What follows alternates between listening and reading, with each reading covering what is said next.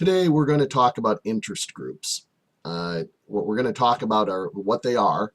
We're going to talk about what makes up an interest group. There's 5 different kinds of interest groups that we're going to talk about. We're also going to talk about how they do their work, and we're going to talk about some of the challenges that interest groups pose in our democratic system. So why don't we get going? Interest groups are groups that seek to influence public policy in ways that help their members. Okay, the interest groups represent a group of people. They don't represent everybody. They represent a group of people. All right, and they support policies that help their membership, and they oppose policies that hurt their membership. And what they're trying to do is persuade policymakers being congressmen, U.S. senators. They might be members of the executive branch of government, agency heads. They might be writing amicus curiae briefs, which are friend of the court briefs, to try to influence a particularly important decision working its way through the appellate courts or the Supreme Courts. So they want to persuade policymakers to adopt a policy or to not pass a policy that hurts or helps their group. They also try to influence public opinion through education. Now, that can, one person's education is another person's propaganda. We'll talk about that in a little bit. And they also advocate on behalf of their members. What do their membership needs? What do their membership want? And these are some of the things that interest groups do. Now, who makes them up? Like, virtually everyone has an interest in influencing public policy. We all want to see things done in America, and the government is a very powerful thing.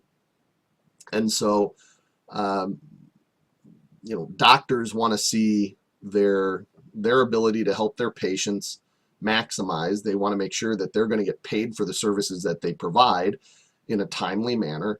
Students certainly, for example, want to make sure that student loans are affordable so that when they get out of college and they may or may not have a job, that they can repay or defer repayment of the loans until they have a job. Parents, look, they want to see their kids be safe and make good decisions. And so they might want to see the enforcement of underage drunk driving, really stepped up. They want to make sure their kids stay safe. I mean, there's any number of interests out there. Virtually everybody has an interest in influencing public policy, but not very many people are directly involved in an interest group. Okay, and we're talking about that subset of people who are represented in some way, some form or fashion by an interest group. Okay, now there's lots of types of interest groups. There's 5 primarily that we're going to talk about. The economic interest groups, they promote the economic interests of their membership. The business groups, the National Association of Manufacturers, the National Federation of Independent Businesses, the U.S. Chamber of Commerce. They represent the companies that are members and advocate on their behalf. Unions, the AFL-CIO, the teachers unions, the carpenters unions, they all lobby and they want to make sure that changes occur or don't occur on behalf of the working men and women in their groups. The Chemical Industry Council, there's whole industries that are represented by lobby groups. There's lots of examples, but they represent the economic interests of their members. Now, there's also a second kind of group, the public interest groups.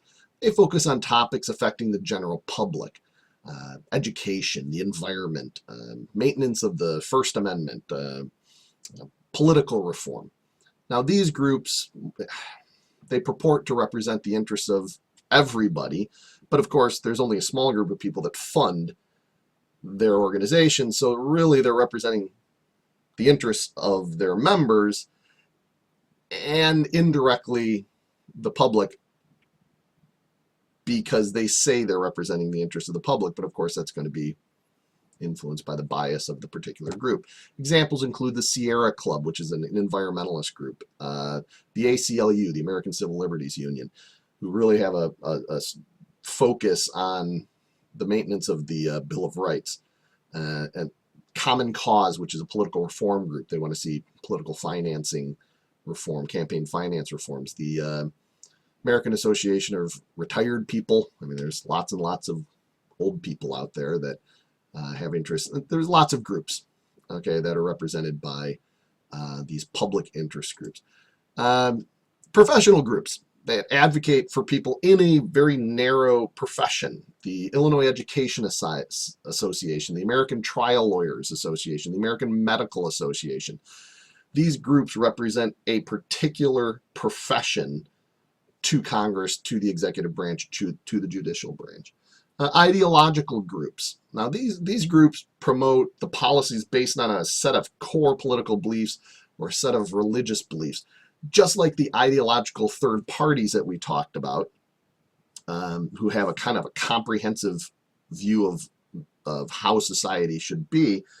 These kind of groups, like the Christian Coalition, Judeo-Christian ethic, relatively conservative group, Federalist Society, they're a group of lawyers, conservative lawyers that want to see certain elements of the practice of law maintained or changed. There's lots of different types of interest groups that are ideological in nature. Finally, the fifth group I want you to be aware of are the single issue groups.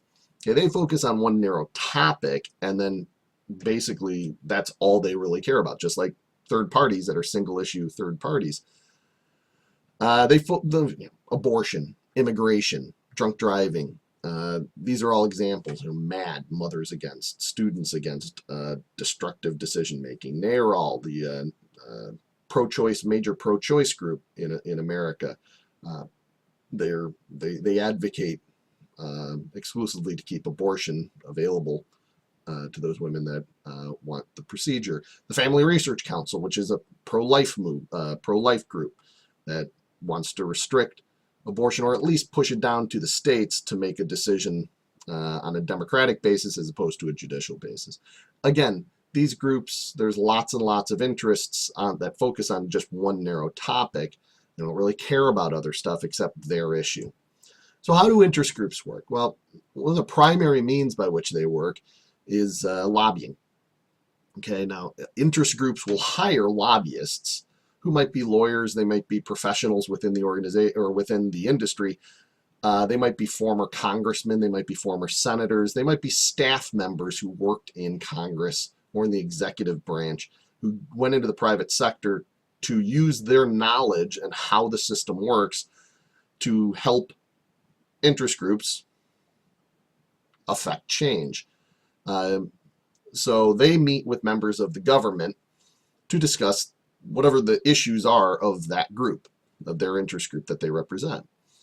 Now, lobbyists present their side of the picture saying, look, our job is to provide information to decision makers. We tell them information so they can make an informed decision. And by the way, lobbyists are called lobbyists because, of course, you can see the first 5 letters are lobby. They used to hang out in the lobby of legislatures, outside the doors of the House of Representatives or the Senate. They hang out, and when congressmen or senators walk in and out of the chamber, they're right there to try to influence their friends in the legislature. Now, the problem with lobbying, I suppose, primarily is bias. Obviously, they're being paid a lot of money by an interest group to affect change that helps that interest group. Well, then the information being provided by the lobbyist to the congressman or the senator or the staff members of these people or to the executive branch agencies is chosen to persuade their audience. Okay, it's not objective information. Okay, and so you might have competing lobbyists coming at a legislator who's telling them dramatically different things, and there's a little paralysis through analysis that sometimes happens. So again, lobbying is one way interest groups try to get their policy making choices made. They also might endorse candidates. Okay, they endorse candidates once the political party says, all right, this person's going to be running for office, remember, through the nominating function of political parties. interest groups will solicit these candidates and say, hey, how do you feel about this issue? Okay, during elections, these interest groups will officially support a candidate who aligns with their beliefs, who aligns with their interests, who says, hey, look, this issue is really important to me. This is how I feel about it. And if I'm elected, I'm going to be a champion of your concern. Well, interest groups will support someone based on their voting history, based on their stance that they say, hey, I promise, I'll be a advocate for the pro-choice side. Well, that means those pro-choice interest groups are going to give me money. If I'm a candidate who says I'm a pro-choice guy, they're going to give me money because they want to see me elected. They want to make sure that their members turn out to vote for me so they can get me elected so that I'm a reliable pro-choice vote. Okay, and likewise, they're going to support candidates that are pro-life, or excuse me, that they're going to support opponents to candidates that are pro-life because they don't want pro-life people elected. And so again, you see how this works in the endorsement practices of interest groups.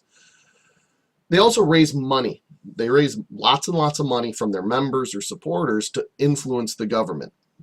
Now they're using the money through, again, lobbying activities. They're using the money to donate to candidates. Now, you can't just write a check and hand it to somebody. You got to follow the federal or state campaign finance rules. And we're going to talk more about that in class. The money that goes to candidates directly can only go through an organization called a Political Action Committee, or PAC. And we're going to talk more about those in class when we talk about the Federal Elections Commission and how it regulates money in politics.